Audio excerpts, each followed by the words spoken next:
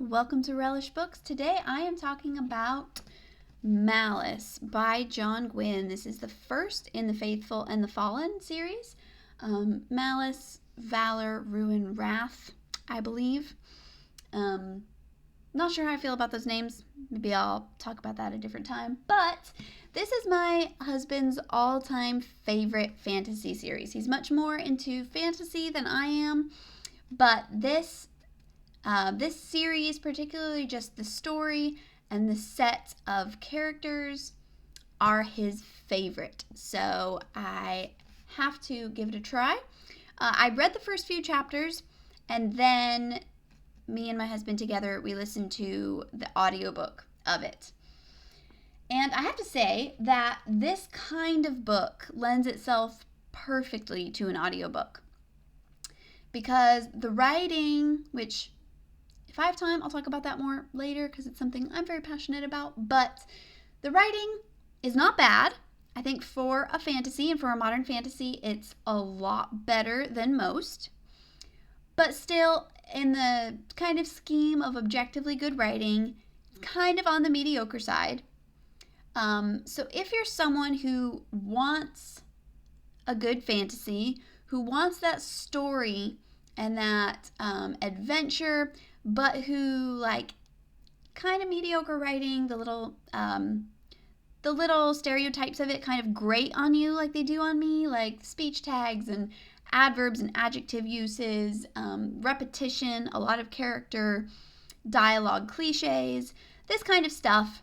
Listening to an audiobook helps so much, because if it's a good narrator, and I thought this narrator was pretty good, if it's a good narrator, they really help you not notice those things, because this is a good story. And when there's a good story there, those little things, if they're not too bad, like really bad writing will ruin a story, completely ruin it.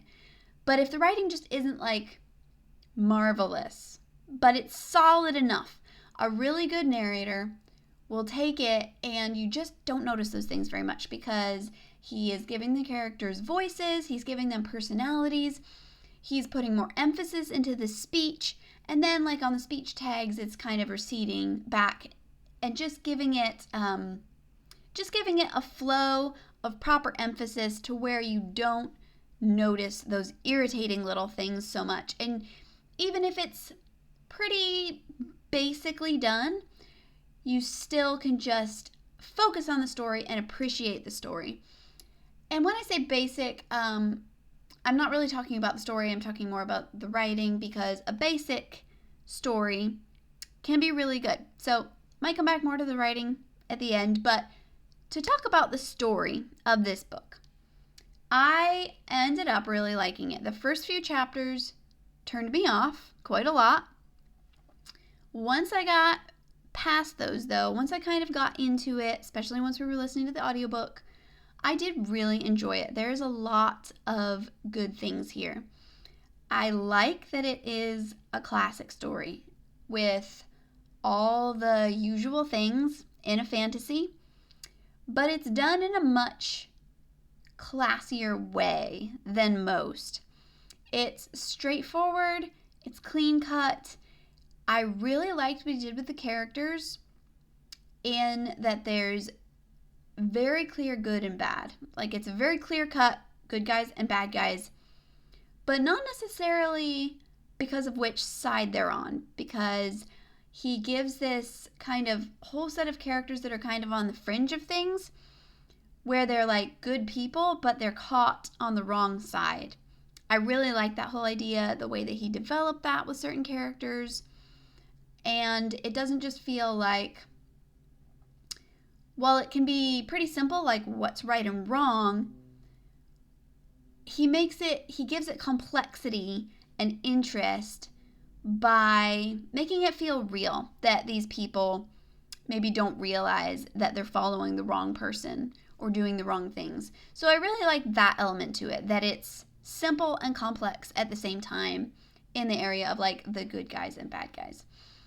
So again, it follows all the very simple things. There's a prophecy about a black sun and a bright star. Pretty quickly you realize who those characters are.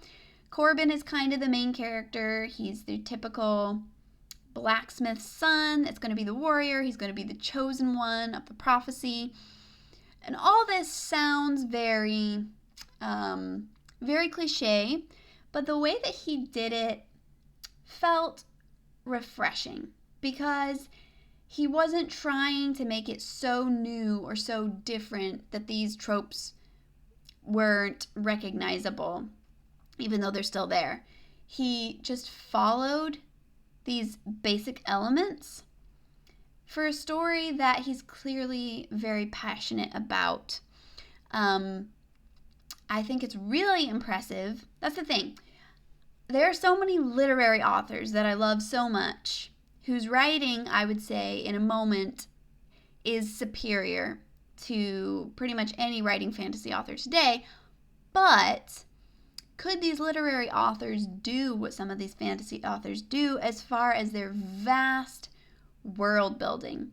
Not just world building, but culture building. The amount of cultures that John Gwynne puts into this book, which is just the first of 4, and already there's so much going on, so many characters, that he somehow keeps very straight and clear, which is also very impressive.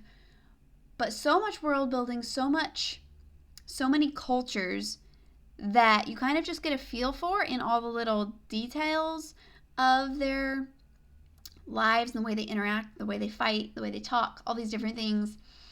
And sure, he has influence for them. You know, you get a lot of like Viking and Norse feeling from some of the people. You get a lot more like Greek and Roman feeling from some of the other people. But it all feels so planned out. It all feels like it works together. There are no gaps. It doesn't feel like, oh, this author's flying off, like flying by the seat of his pants, where he's just like making it up as he goes and doesn't really have a plan for where he's going, which a lot of fantasy feels like.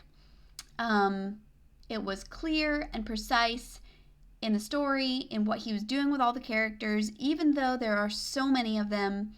It's constantly shifting character perspectives to a lot of people who are like, we have a lot of chapters like with the main characters, but then we have a lot of chapters as well with people who aren't even going to be there in later books, who are kind of just put in to give you different perspectives on other main characters, which I really liked it because it could seem superfluous, like if a couple of these characters, it could seem like they were just stuck in there and had no real worth, but I think it actually works really well the way that he fills out this cast of characters. There are a lot of them, but since he knows each one so well, he brings it across and he makes it work. And at least for me, after a little while, who was not at all difficult or confusing to remember who came from which land and who belongs with this group of characters. So that's very impressive to have that large of a cast of characters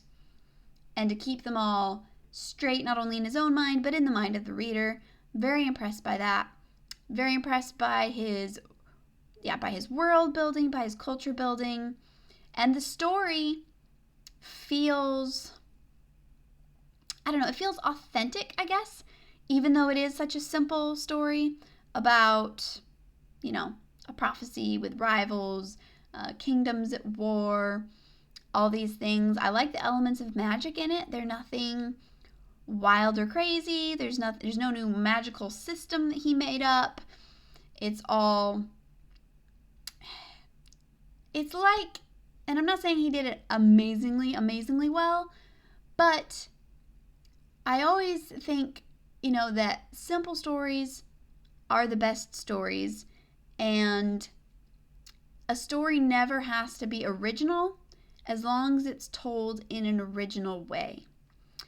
As long as it feels fresh, it doesn't matter if it's not.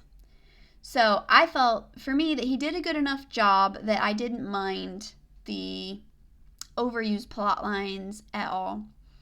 All of that being said, a lot of it was very impressive. It was gripping. His action scenes are really good.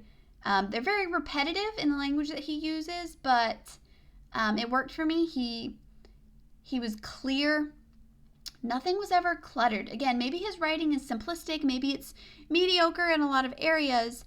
and yet he's very clear, which is something that other fantasy authors are not. Now, I've only read the first Wheel of Time book, which I think pretty much everybody says is the worst and that they get better. But if you compare like the first Wheel of Time book, like The Eye of the World, with this, that book just feels like the author has no idea what he's doing with himself. It's all over the place. It feels like he's trying to tell this big dramatic story that he doesn't know where he's going with it. The characters don't know how to talk to each other. The humor doesn't work at all. There's all these different things, and it feels so disjointed. An extreme example would be something like the children's fantasy books, starting with like the Book of Three. That's an extreme example, but like reading that, it's so disjointed. Like you're on some kind of quest, but the author's basically just writing a scene of action that's not really even connected to the next scene of action.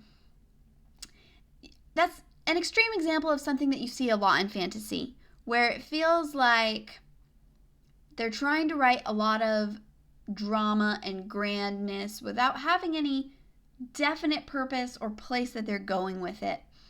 And the entire book, there was nothing in this book that felt like it didn't have a purpose. There was no action or drama or plot twist or plot line that you were like, well, what's the point of that? I feel like it all is working together. He clearly has where he's going in mind. And so I think that's impressive and refreshing. And somehow it made a book with a lot of complex characters, a lot of different stuff going on, feel not complex because you feel that the author has it all together, if that makes sense. So I really like that. And yeah, as far as the writing, I'm interested. I think the next one I'm going to just read rather than listen to it. So I'm curious to see, I'm sure his writing will probably improve, but I'm curious to see how much listening to it as an audiobook affected my perspective, because I was able to just appreciate the story without paying as much attention to the writing, because for me, when I'm reading something that's not well written, it like bothers me all the time, all the way through. So I'm hoping that the writing will improve and I'll be able to enjoy the story as straightforwardly as I did with this one. So those are my thoughts. I hope they're clear. All of that to say, I feel like the writing is not amazing, but for a modern fantasy, it is far better than any of the usual stuff you're going to find on the bookstore shelves. So if you're a fantasy lover, you're looking for a fantasy, and you're willing to give a try on somebody who's not super literary but is a great storyteller, I think you should definitely give The Faithful and the Fallen a read. So those are my thoughts. Thanks so much for watching. I will see you next time. Bye.